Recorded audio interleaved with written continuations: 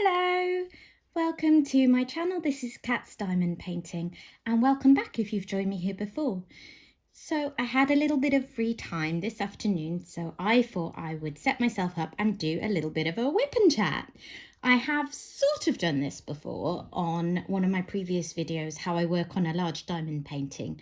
I did do a section on there that also was me just getting started on that painting, which was Family Circus, and that's what I'm back on today. But I haven't actually just sat down to do a whip and chat before, so I thought I'd try something new.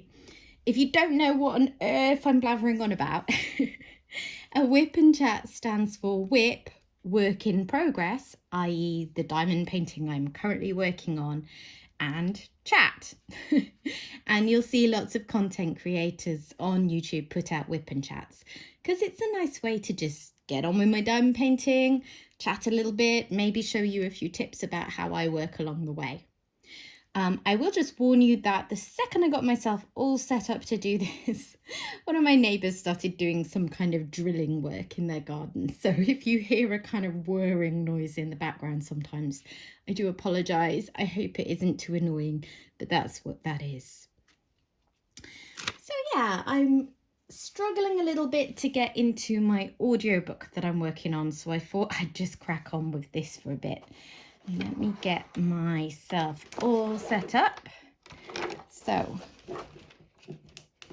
just turning on my light pad, which will help me see what I'm doing, and also hopefully you'll be able to get a clearer picture of what I'm doing as well. And I'll just show you what I've got set up to work with today. So I have 2 trays. I have got my Bella Art de Nicole small tray. If you haven't come across these before, they're a US brand of trays. Let me put a bit more light on actually so you can see that more clearly. Okay, that's better. So yeah, these are a US based company and they make these 3D printed trays, which are brilliant. I think most people probably prefer the larger one. For some reason, I really like working with small trays. I like using the smallest tray that I can get away with to have sort of just enough drills in the tray for what I want to do. So I don't like to tip out loads and loads of drills if I know I only need a few, because I don't trust myself not to just drop them everywhere, and I've got a cat and he's liable to jump up and that kind of thing. So I like to have a small tray, and it just means I'm not constantly dealing with a huge volume of drills. I find if I only need a few drills and I'm using a larger tray, then I'm doing a lot of unnecessary tipping drills in and out, which for me ups the risk factor. So I'll mostly use this tray. I have also got my Moonmade Tray. Again, this is the smaller tray that Moonmade offer. They're another US based Etsy store. And this tray is also great. As I say, it's the smaller one that they offer. Their large one is huge. But for me, this is quite a big tray. It's because of the kinds of paintings I work on, which don't tend to have humongous colour blocking sections where I've just got loads and loads and loads of the same colour. For me, it's unusual that this wouldn't be big enough, really. And then I've got a couple of pens. So I've got here one of my pens from C'est Plus Beaux Atours, which is an Etsy shop. They're based in France and they do these beautiful hand-turned pens. So this one was a diamond cast pen, so it was quite pricey, but it makes it extra sparkly. I'm not sure how much that will show, but it's a really nice size and shape for my hand, which is what's important. The whole point of having pens, as well as them looking a bit pretty, is that they make diamond painting more comfortable. So this one has got my 4-placer on, but I also am trying to get used to bigger multi-placers. So this one has got a metal 6-placer on. This is a resin pen from Diamond Art Club, which is a bit of a cheaper way to get a nice resin pen compared to this sort of option. So I will also probably try and use the 6-placer. I'm finding it a lot easier on this painting, Family Circus, because it's got the newer drills that Diamond Art Club offer, and they fit together really nicely. So it's quite good practice for using a bigger one. So I've just uncovered a small section at first to see how I get on, and then I'll go from there. So I'm just taking these off. And I'm going to start with that pink chevron. So how is everyone doing today? It's Saturday afternoon here. I'm not sure when I'll actually put this video up. It might not be until later in the week because I'm kind of pacing myself at the moment. I've mentioned in previous videos, can't talk, that I'm about to start doing jewelry service this week. So I will have less time than usual for diamond painting and definitely less time for making videos. So my last video went up on, I think, Wednesday. So I might time this so it comes out kind of the middle of the week and I'm not leaving too long a gap between paintings because I don't know when I'll next be able to film. Sorry, I'm just not very neat at the moment because I'm adjusting to the angle. I have myself set up slightly differently to how I would be working if it was just me and I wasn't trying to video. So bear with me. If I look a bit clumsy at first, it's because I'm just adapting. Yeah, so Saturday afternoon here. It's a nice sunny day, which is good because it looked like it was going to be rainy and miserable. But it's turned out all right, which is great because it means that my husband and son have got out of the house and I have a bit of peace to do this video. I've mentioned before that mainly because of just self-consciousness. I don't like filming when they're in the house. They have gone to do something called Go Ape, which they haven't done before, so I'm not 100% sure what it is. But it's basically a sort of outdoorsy activity type centre. Something involving being up in the treetops with nets and things to walk across and keep you safe. I'm not really sure. My son's only 8 and he's not the most physically adventurous child ever. So he hasn't wanted to do this kind of thing before now. But they've gone off to do that today. And I didn't go because I am not as sporty and active as they are. I really should work harder on that. And it's on my list of goals for this year is to get a bit fitter, but I don't think going up in the treetops and clambering across nets is the best starting point. I think I'll leave that to them. So yeah, they've gone about an hour's drive away to do that, which gives me a nice few hours of peace because it's been the half-term holiday here this week, which I'll just explain quickly again what that is for my non-UK viewers. So our school years here are split up into 3 main terms, and each of those has a week's holiday in the middle just to give the kids a bit of a break, and that's called half term. So he's just towards the end of his half term holiday now. He's back in school on Tuesday because Monday is an inset day, which basically means a teacher training day.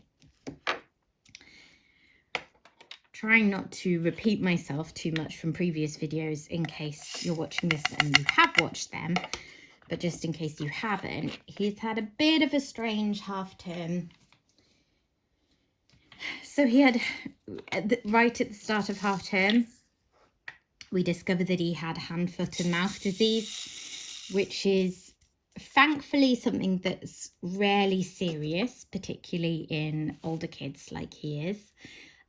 But it is very contagious and potentially dangerous to certain people like the elderly or immunocompromised, struggling over my words there, which meant that we had to cancel some plans we'd been really looking forward to last weekend, where we would have been seeing my mum, who fits in both those categories, and my dad, who's elderly, and my nephew, who is not vulnerable but was going on holiday with his family this week, so they wouldn't have thanked us if we'd passed on an illness.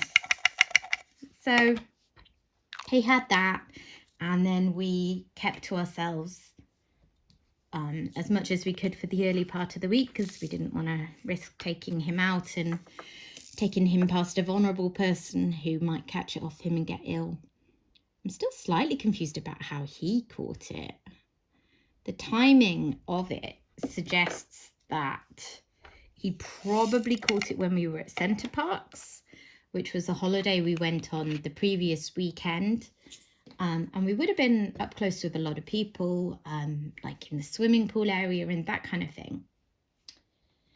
But he can't have had more than a passing interaction with someone, because we weren't socializing with anyone else. We were just in our own family group. So he must have caught it very easily off someone else, but he doesn't appear to have passed it on to me or my husband, or at least neither of us has had any symptoms. So it's a funny one, isn't it? It's just really unlucky. But yeah, he's had a little bit of a disappointing half term because of staying home, keeping safe, making sure he was fully recovered, and keeping him away until there was less chance of him being infectious. So he hasn't seen any friends, unfortunately, but hoping to remedy that in the last couple of days. And he does video chat with friends quite often. So something that happened quite a lot during the worst parts of the pandemic so far, when we had lockdowns and he might not be in school, was that he plays things like Roblox and stuff with his friends, which, you know, if you don't know what I'm talking about, if you don't have kids, it's video games. Basically, it's a platform that you play various other games from. I don't understand a huge amount about it, but he plays it with his friends, and he would play that on one device and then use another device to video chat with them. And it was a good way for him to socialize when that was all that was available to him, and it was better that he did that than nothing. So he still does that a bit. So he's done that with friends through half term, but hoping to have one of his best friends from school. Well, we're going to do something on Monday. We haven't worked out what yet. My son would quite like to go to their house to play, and I'm just trying to explain to him that I can't really ask if it's okay for him to go around, because we don't know them that well. He doesn't really believe me that it's not okay to just invite him over. I don't know. So he's hopefully going to do that. He's out at Go Ape today, as I said. And what else? So tomorrow we're going to go to a car museum. It looks like a very rainy, miserable day. So it's not really a day for doing anything outside. And he is very interested in cars. You know, he likes pointing out exciting cars like Ferraris and Porsches and stuff if we drive past them. So I can't say I'm terribly excited about a day at the car museum, but he is looking forward to it. And I think my husband's parents are going to join us there too, because it's quite near to their house. So that'll be nice to see them.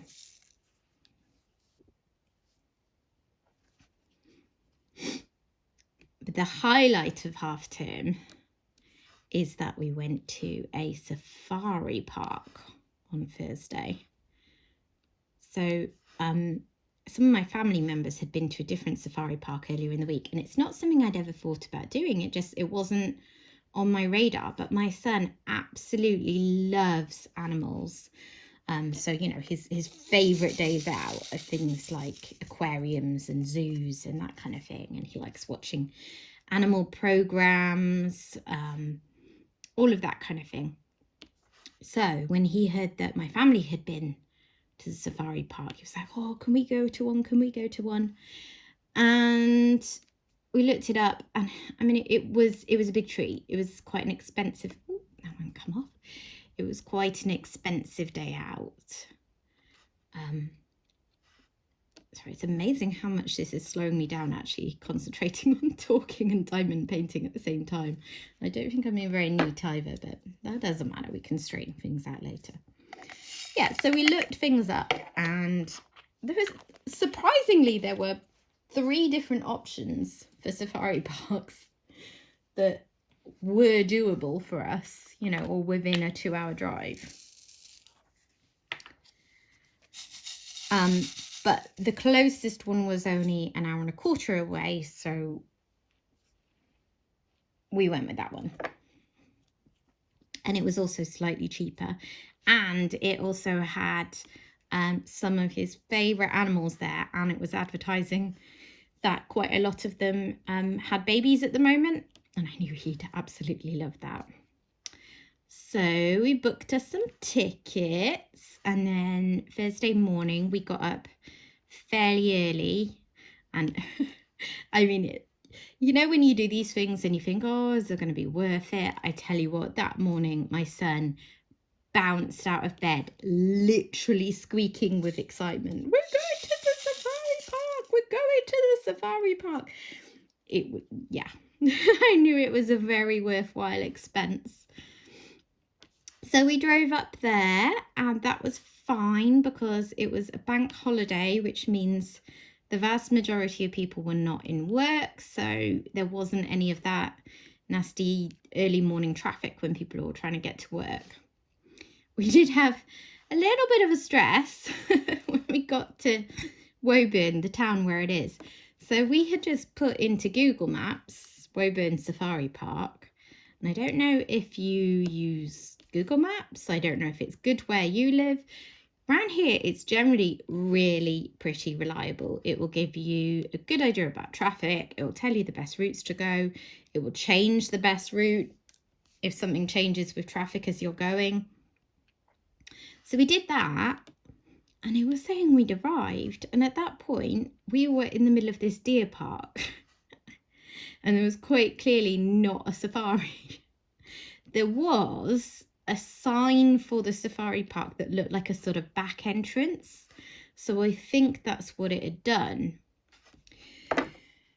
But there were no signs telling us how to get to the main entrance.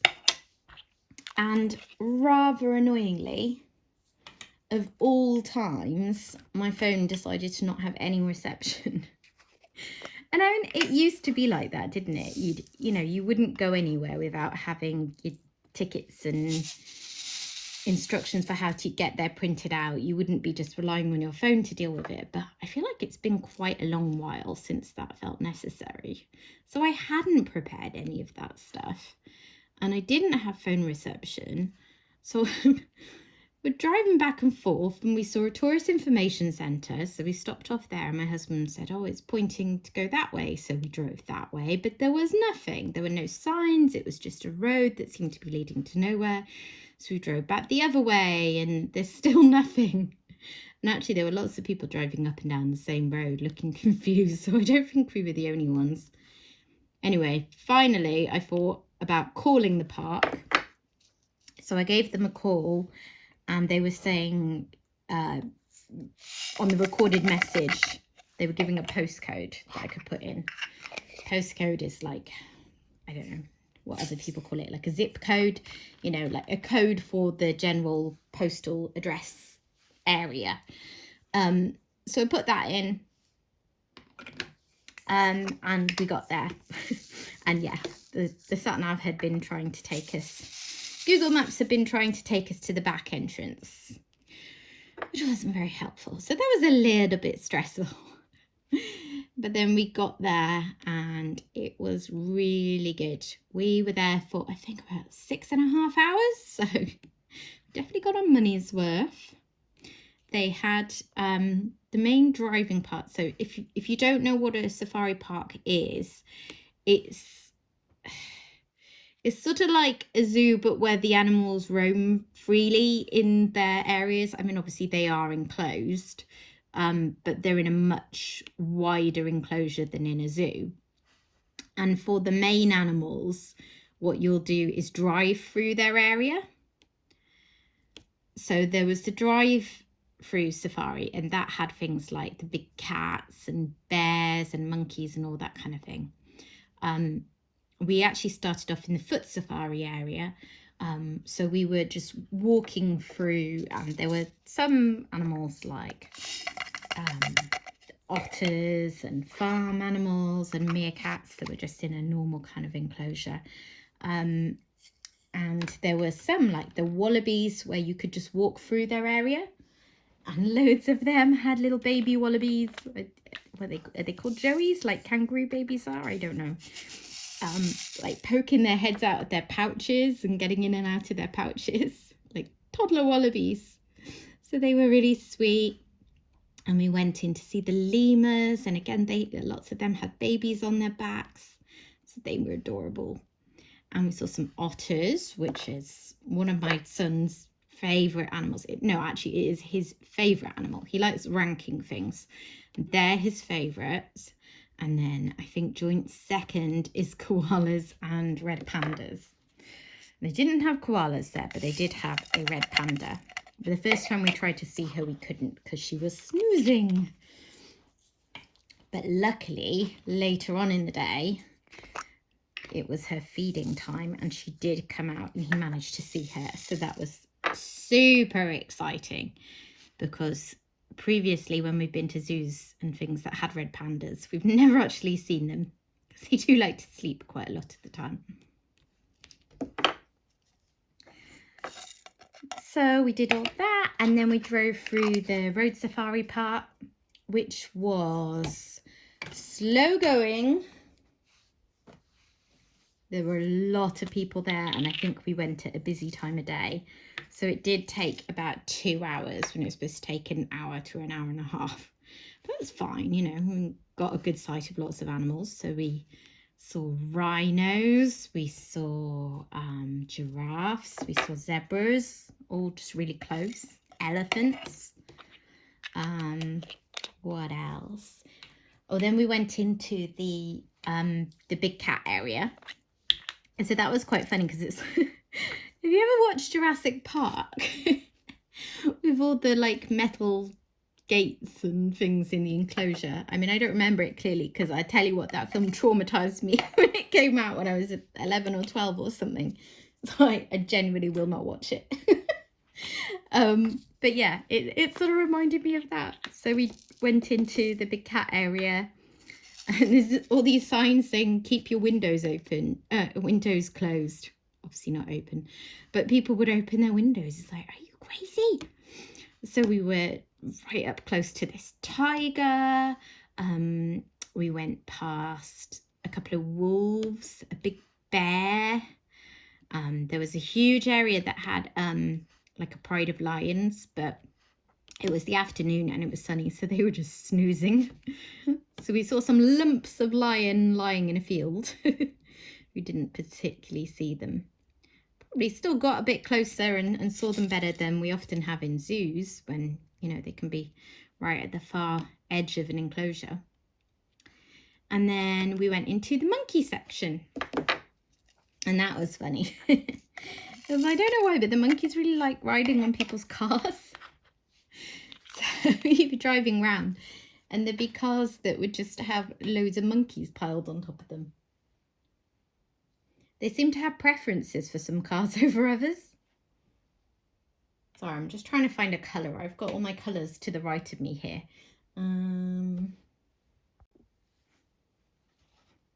That took me so long to find I had to pause the video. Proper couldn't see it for looking. Anyway, yeah, so there'd be some cars that the monkeys really enjoyed and they'd all be piled up. And then most of us were just going around looking at them. We had one on our car very briefly. My husband probably was excited, but I meant to say my son was excited. But he didn't stay on us very long, much to his disappointment. But yeah, so that was all super fun.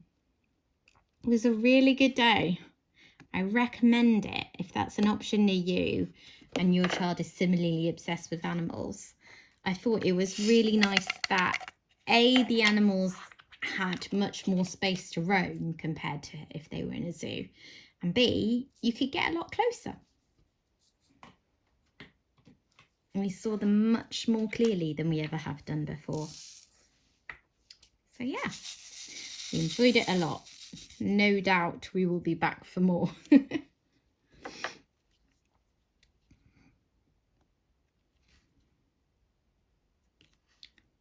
So I think I said it at the start, I decided to do this today because I can't really get into my current audiobook. And I don't know about you, but I need to do something while I diamond paint. For me, the relaxation comes when I'm just totally absorbed, sort of all senses, you know. I'm listening to something and I'm watching what I'm doing with diamond painting. So I normally listen to an audiobook, or I watch something in the sense that I'll put on something like a TV program that I've enjoyed a lot in the past and know already, so I don't have to give it my full attention. Because obviously if it's something that's brand new to me and I'm not really watching it because I'm focusing on my diamond painting, I will miss quite a lot of details.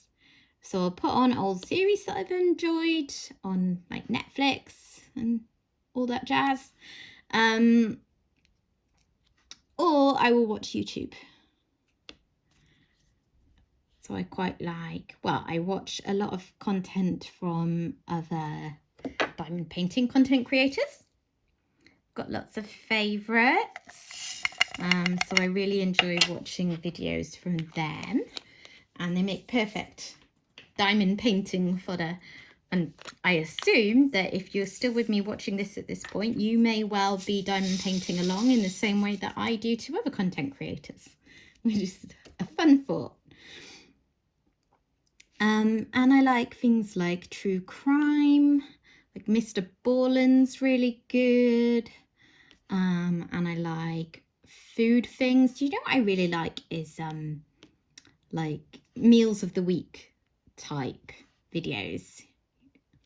You know, things where people show the food that they eat with their family during a week. I mean, I wouldn't even say I necessarily tend to get that many ideas from them for what to cook ourselves. It's more just really interesting, I think, seeing how other people live. I like things that give me a window into someone else's life. So yeah, that's what I do. What do you do when you diamond paint? I see in Facebook groups a lot of people talking about this, and I think the general consensus is that most people probably have something on in the background, or they're talking to someone. I can't imagine, because like the amount of hours that I can spend time in painting in a day, I can't imagine not getting bored if I didn't have something else to keep me entertained. But that's just me. And talking of diamond painting YouTube channels, I should say a massive thank you to everyone who subscribed to my channel recently, because I could not believe it this morning when I woke up and looked at my YouTube studio and I had hit 300 subscribers. Just thank you so much. So I started the channel in like February, I think end of February, on a bit of a whim. I mean, I'd sort of thought about it for a while, but I just thought, you know, this would be a new challenge. This would be interesting. Let's give it a go and see what happens. And I found I really enjoyed it, and I downloaded some software for editing. And I've really enjoyed learning new skills. So I have a long way to go. Ooh, no, that's the wrong arrow pot. Does anyone else really struggle with that when you have to make sure you get symbols the right way around? Where's that one? Okay, got it. What was I saying? Oh yeah, so I've enjoyed learning new skills, and I know that there's an awful long way that I can still go to improve the quality of my editing and make things more pro, but I think I've already learnt quite a lot, and that's fun. And things like how to put music on it, all this stuff. Anyway, you know the drill, but it's been fun. It's been entertaining for me. It's been really satisfying, but most of all, it's really rewarding to see people subscribing to the channel and think that there's people out there that might be enjoying what I'm watching. So thank you very, very much. And I hope that you will stick along with me for a good long while yet, because I have no intention of stopping. at the moment because I'm really enjoying myself.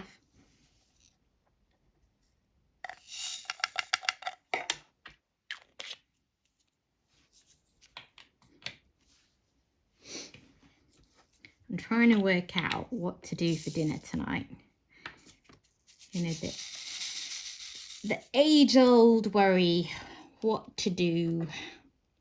I sort of alternate between, I'll go through periods of being really organised and at the start of the week planning all of my meals for the week, and sticking to that. And I do like it when I do that because then there's no more kind of mental load in the week. You know, I've got my list of what I'm cooking, I've got my ingredients in, and it's great. But then I go through other times when, I mean, I still do loosely plan what I'm doing, but the mental load of planning everything feels too much. So I just play it a little bit more by ear, you know, get things in, plan a few meals, leave a few fluid. And, you know, sometimes we might have something like a takeaway that will knock things out. Like this week I'd planned my meals, but then it turned out we were out all day on Thursday. So I wasn't home to cook the thing that I'd been planning to cook, which would have required preparation earlier in the day. So we got a takeaway, which, you know, is never any great hardship. But we do need to be more careful about that because, you know, money, everything's getting more expensive, isn't it? So I've defrosted some chicken and I think that I'm going to make a curry. I was wondering about turning the chicken into some sort of burgers, but I think I fancy a curry. So I'm maybe going to use a recipe from a Gusto box I've had before, which is for a really nice sort of Rogan Josh chicken for me and cauliflower for my husband who's vegetarian. And then for my son, probably just some chicken tikka. He doesn't really like saucy foods. So like I could make a mild curry that he'd eat, but he won't enjoy the sauciness of it. So I'll probably just do him some dry chicken tikka. And then I've got some naan breads. So I'll probably make a nice garlic butter to go on those. And I thought I'd make some onion bhajis, which I sometimes do for a bit of a treat. It's a bit more of a hassle, but they're really good. I have this recipe that I got years ago when I was doing Slimming World. I assume everyone probably knows what Slimming World is, but on the off chance that it's a British thing that isn't obvious, it's just a sort of a diet plan. And you go to meetings and they tell you certain foods you should and shouldn't eat. And then you have the accountability thing of going to meetings and weighing in that encourages you to stick to it. Anyway, one thing they're really good for is recipes. So although I haven't been properly on the plan for a while, I do still use quite a lot of their recipes. And these onion bhajis are fantastic. The recipe calls for them to be cooked in the oven without oil because, you know, oil's your most fatty ingredient, which obviously isn't so suitable if you're trying to lose weight. But what I do is, I mean, I fry them now when I'm not actively trying to lose weight. Not that I couldn't do with it, but I'm not in the willpower state of mind for losing weight at the moment. So yeah, I will follow the recipe because it is yummy and then fry them up like, you know, proper good takeaway onion bhajis. And I have to say this recipe is brilliant. They rival anything you could get from a takeaway or an Indian restaurant. Taste very authentic. So I'm going to do that, I think.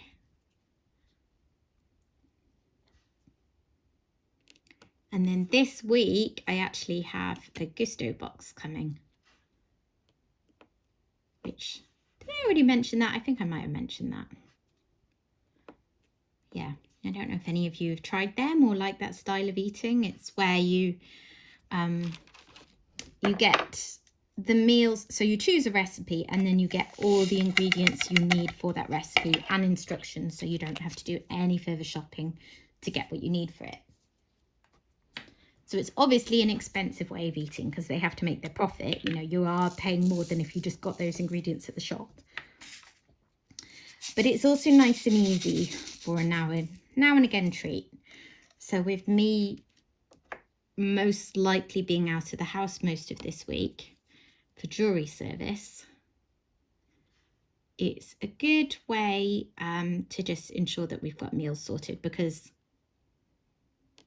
my husband was involved in picking them. So if he has to do more of the cooking than normal, because we really don't know how much I'm going to be here, then it's all sorted for him. He can follow a recipe. He's got all the ingredients. He doesn't have to think about it. It's kind of strange. So my jewelry service starts on Monday. And it's typically a 10 working day service, unless you get pulled in on a really big case or something, which, oh, I really hope that doesn't happen.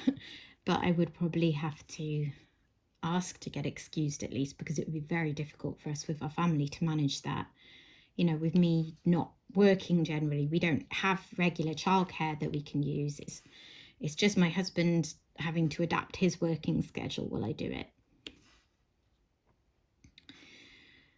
So yeah, so I'm on service from Monday, but they don't necessarily need you every day. And they sent me an email that said I'm not needed for Monday, which is, you know, nice, one day down. And they're basically going to email every day to say if I'm needed the next day. But because I haven't been needed yet, I also, you know, I haven't had an email saying report at this time. And this is how long you're going to be there and all that kind of thing. So I don't really know how long the day is going to be, you know, what time will I get home. I assume my husband will have to do the school run, but I don't know. Maybe I'll be home not long after that, and dinner and stuff is no problem, but maybe I won't. We shall see. And, you know, my husband's great and his work is flexible, so... Xander, sorry, the cat's just come in and started rummaging around with something on the floor. So if you hear rattling noises and it's not just me shaking drills, it's probably the cat. Yeah, so my husband will be great and he will do what needs to be done, but hopefully I won't have to put too much extra pressure on him and I'll still be able to do some things, but I just don't know. I have no idea whether not being in on Monday suggests there'll be just a few days I have to do it, or whether, you know, I'll be in on Tuesday and then I'll be in every day till the end. We'll see.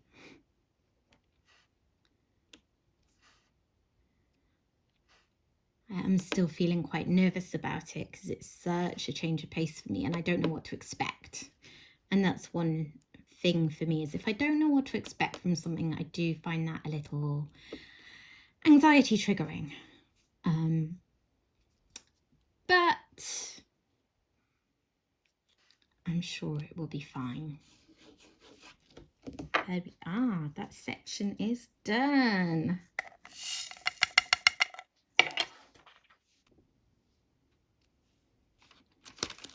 think I'm going to uncover a little bit more and just do another small section. I don't know if I'll complete this whole section on video. We'll see. Yeah, okay. Oops, just knocking things over. So I can't remember if I mentioned this or not, and it may be obvious anyway if you've watched other videos on my channel and know roughly what I've got going on. But what I'm working on today is Family Circus, and it is a 70 by 93 centimetre diamond painting from Diamond Art Club. So it's a big one. It's licensed art from an artist called Richard Lorenz, and I was really happy and considered myself lucky to manage to get hold of this because it was super popular. It's sold out very quickly and it hasn't restocked yet. So I'm enjoying it a lot. If you've watched my other videos, you may well have seen it already on my channel, because I have done videos for both when I unboxed it and kitted it up. Xander, sweetheart, come on. think he's starting to get antsy as it's getting closer to his dinner time. So I did an unboxing and kitting up video, which was a lot of fun to do because the colours are just beautiful. And I also did a video when I started working on it, which was primarily about how I work on large diamond paintings like this. So I talked about this easel that I'm working on and what I will do with the excess fabric as I get more of it done, which is to roll it up on a foam roller and clip it out of my way. So I'll try and do one of those little card link thingies. So if you want to go watch either of those videos, you can do. But yeah, so I did 2 rows of it. I work in rows, so by row I mean a row of the release paper, this width across. I just prefer to work in smallish sections and have the rest covered up. I have quite small hands. I'm short in general. I'm only 4'11". So I have small hands and I can't stretch that far. I don't like having a big area uncovered and then having to stretch and then constantly sticking to the canvas. That's just my personal preference. So I don't tend to do that. I do it in rows and then I tend to always complete it row by row. So I might just do 1 row and then get fed up of painting and then switch to another of my works in progress, or I might be really enjoying it and do more than that. And when I first started working on this, I did 2 rows before I switched up. And to be honest, they went quite quickly because it's such a dream to work on with how nice the drills are and how well they fit together. But I then felt like I really wanted to work on a round painting because I hadn't done a round for a while. I prefer squares, just personal preference. I mostly work on squares, but every few weeks I'll kind of get the urge to work on a round one and just get a different kind of satisfaction. So then I kitted up Zoom Zoom by Randall Spangler at Diamond Art Club, which I also have a video for if you're interested in checking that out. And I did a fair bit of work on that. And then I switched to another of my whips, which is the old Waterway Cottage by Dreamer Designs. Again, I have an unboxing video, shameless plugging of my own channel here. And it's an interesting one because I absolutely love the painting. And I think that Dreamer Designs has done a very good job of rendering it. So this isn't a complaint. But just because of the nature of the artwork, and this is a common problem that I have because I like artwork that has lots of detail, it's very, very high confetti. And that's not a huge problem for me. I do like confetti, but it does mean that I need to do it in small doses. And the one thing that's a little tricky about that painting is that so much of it is green. There must be about 10 different shades of green at least in it. So it can just feel like really slow going working through a section. And it's fine. I'm enjoying it. It's beautiful. I can't wait to see the finished product, but I did feel very ready for a break after that. And I just wanted to work on something a bit easier, a bit more varied in colours. Again, so that's why I reached for Family Circus to get a bit more of this done. I also think the next couple of rows of this are going to be super fun because I'm starting on this row to get on some of the wording. If you're familiar with the painting, I'm going to be working on the Circus line and the bottom parts of a couple of the birds. So lots of nice colours coming in, which will be fun to work with.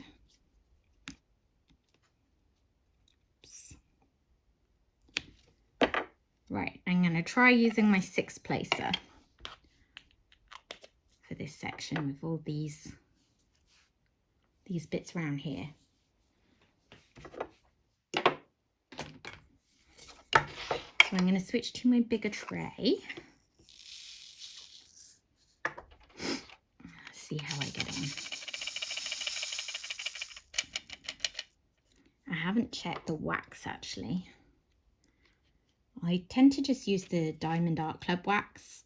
I do find that good. I'd like to try more waxes and see if there's ones that would work better for me, but because it's something that I have so much of and that works pretty well, it often just feels easier to stick with it.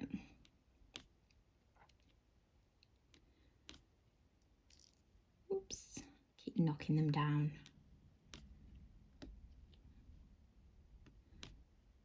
Got my tray on a slant because I've been having issues with my neck recently, ongoing problems that I've mentioned on previous videos for just some sort of as yet undiagnosed muscular condition, which causes my muscles to seize up and get very, very tight and painful if I do anything kind of wrong, you know. If I hold my head at the wrong angle for just a little bit of time, I will know about it. So I'm working at an angle and I'm trying to get used to holding my tray up here because I used to have it down and then I would find that my neck was getting sore from the kind of up and down motion. So we're getting there.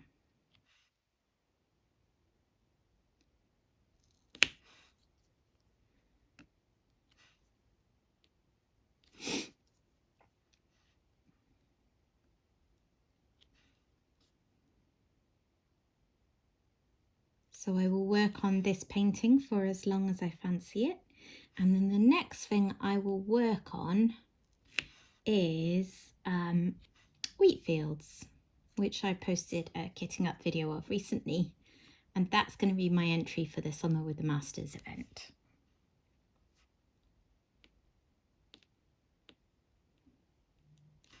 As you can see, I'm not nearly as confident with this, and focusing on talking and having this at an angle and all these things together is making it trickier, but these are good drills to practice with.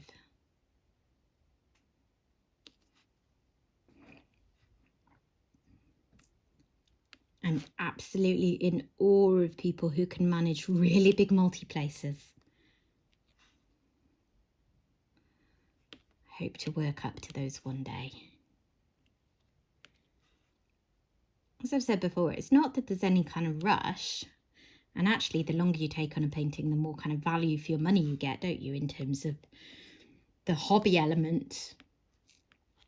But there's paintings which I would currently avoid because there's too much colour blocking for my taste, which if I could just power through it with a large multi-placer, it would open up other paintings to me where I like the art but wouldn't enjoy doing it currently, if that makes sense.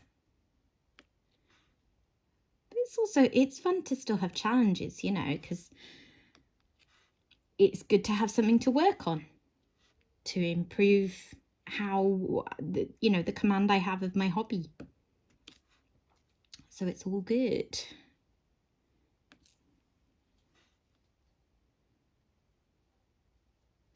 I think getting used to these steel multi-placers will help as well, because I don't know why, these are good thin multi-placers, as you can see.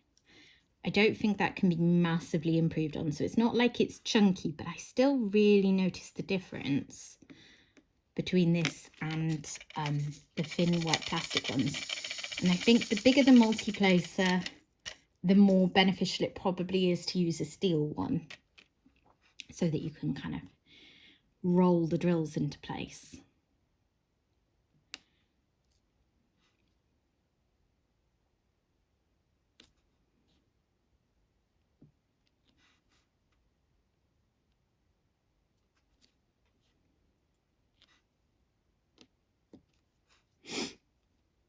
I'm hoping to hear at some point today that a diamond painting that I sold recently has finally been delivered. So if you're in the UK, you will probably be familiar with the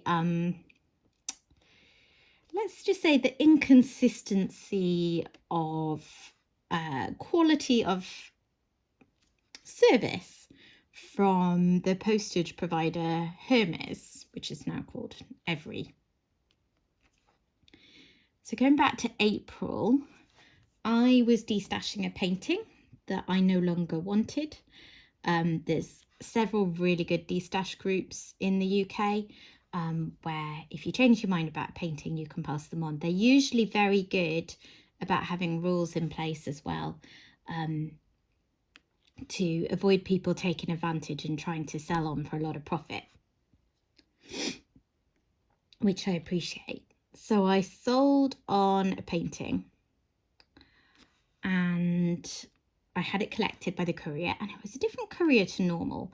And one of the reasons why I have continued to trust them when I hear so many stories about bad experiences people have had is that my courier seemed really quite consistent and reliable. And on this one day, when I arranged the collection of this parcel, it was a different guy who showed up. And I mean, it was legit, you know, I had the email from Every saying that he was my courier. But I thought, oh, okay. And he was new and he didn't seem massively sure about how to process the collection. But he did it, and the tracking updated and said it had been collected. So I thought, okay, you know, I'm sure it's all fine. And then like a week or so later, I'm talking to the lady I sold it to, and she hasn't received it, and the tracking hasn't updated since it left me.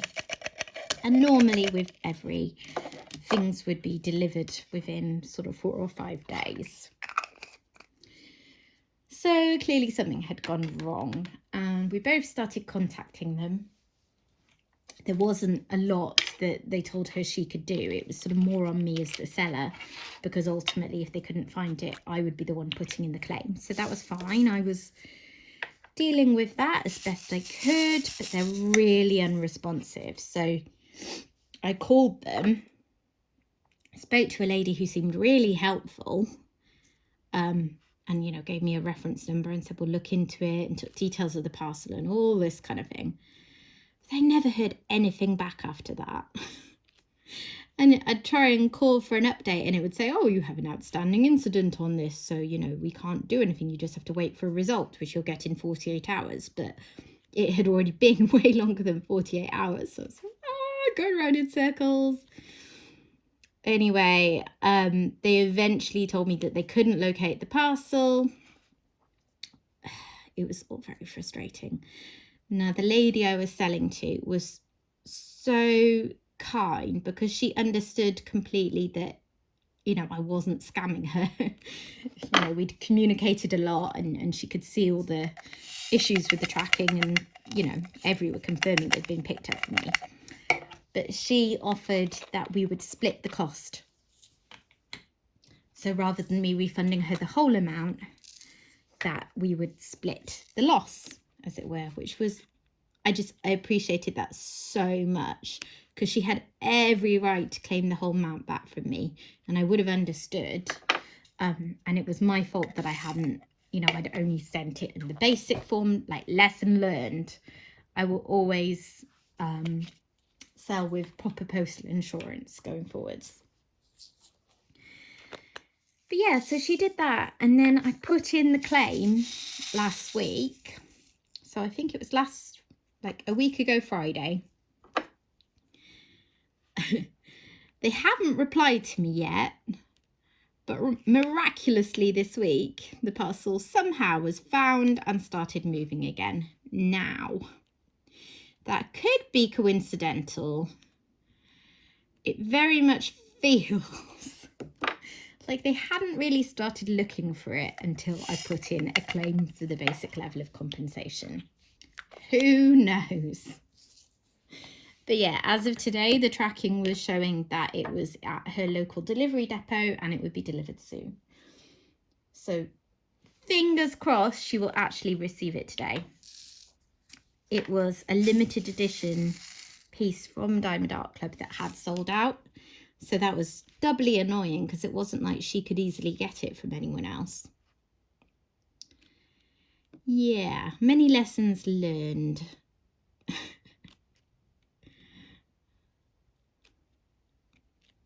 I'm just going to do a little bit more, and then it's going to be about about time to pack up and get on with dinner before the boys come back. I'm looking forward to hearing how my son and husband got on.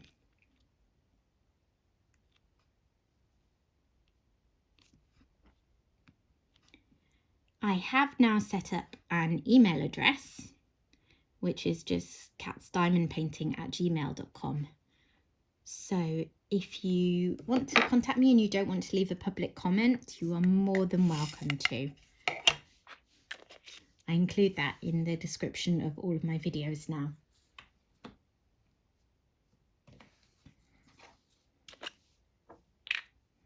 If I somehow move the camera, it doesn't seem to be as well focused.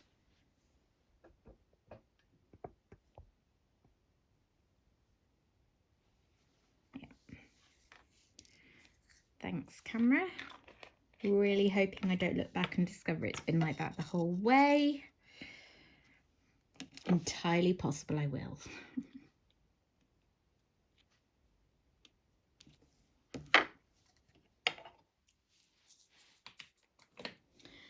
Okay, I think I'm going to leave that there for today.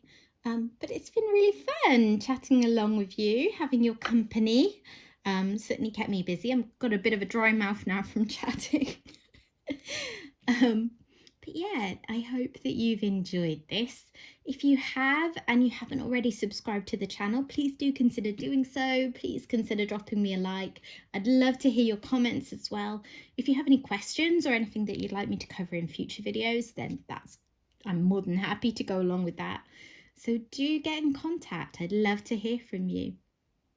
All right, have a great rest of your weekend or rest of your week, given that you probably won't see this video until later in the week. Bye! It occurred to me after I stopped filming that I haven't actually shown you my progress so far on Family Circus. So I'm just going to insert this quick clip here to show you what I've done so far.